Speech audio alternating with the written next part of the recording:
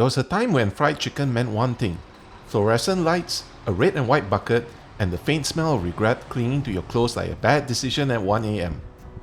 That empire still exists, of course, but in Melbourne, where local cafes chase Starbucks back to the airport with single origin beans and a moral superiority, fried chicken has found its own local insurgency.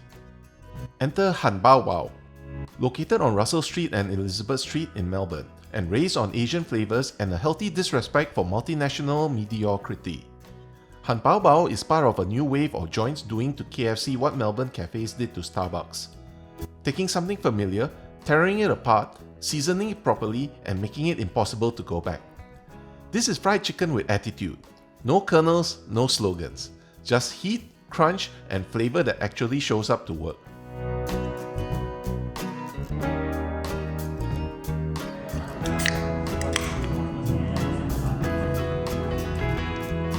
This is the flagship chicken burger, and it doesn't mess around.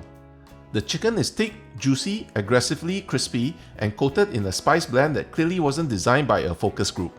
Instead of the usual airy brioche bun nonsense that collapses the moment grease shows up, 𝗛ส์uses a special-made bun inspired by traditional Chinese bread. More doughy, more substantial, built to absorb punishment.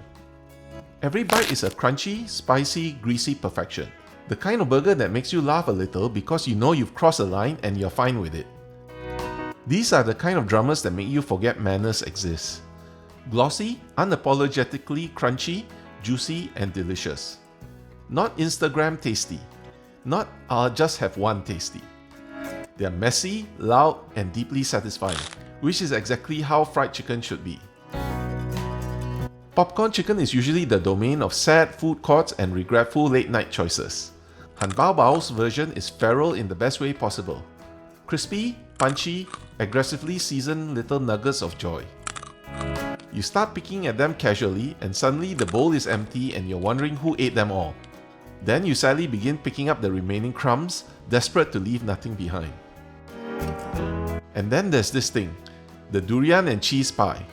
A dessert, or possibly a dare, that separates the tourists from the locals. The smell hits first, like durian always does, but then something strange happens. It works. The creamy sweetness of the durian, the salty richness of the cheese, all wrapped in the doughy pastry shell. It's confusing, confronting, and weirdly excellent. You don't eat this because it's safe, you eat it because Melbourne taught you not to fear food that scares you a little.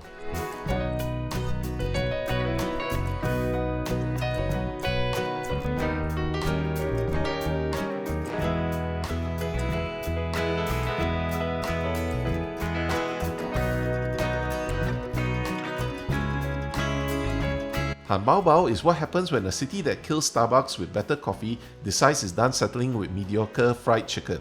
This is Melbourne flipping the bird to KFC. Louder spice, better crunch, and actual flavor.